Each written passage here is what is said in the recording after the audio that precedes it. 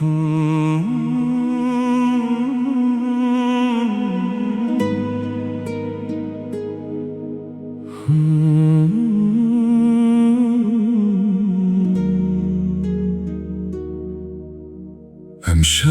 دلم هوای تو رو بیامان گرفت،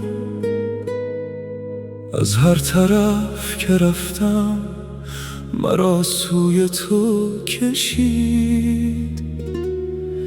یک عمر حرف مانده میان سینم،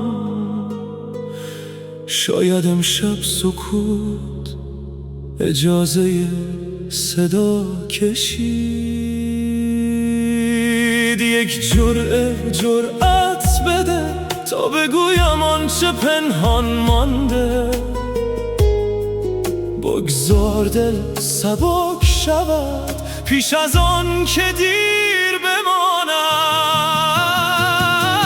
بگذار امشب از تو بگویم، از عشق بی پایان بگویم، از اشکی که پشت لب خندم سالها پنهان بگویم. دستم اگر به دستت برسد دنیا برایم دوباره بهار است. هرچه نگفتم هرچه شکستم امشب همه سهم قرار است.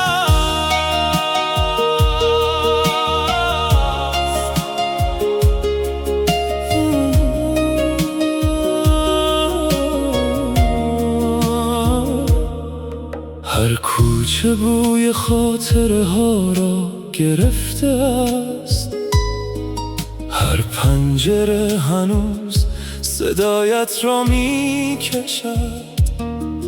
در از دهام این همه آدم بدون تو، تنهایی دلم نفسم را می برد.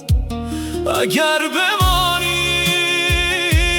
تمام شب چراغ می شود، اگر بخندی غم از دلم فرار می کند.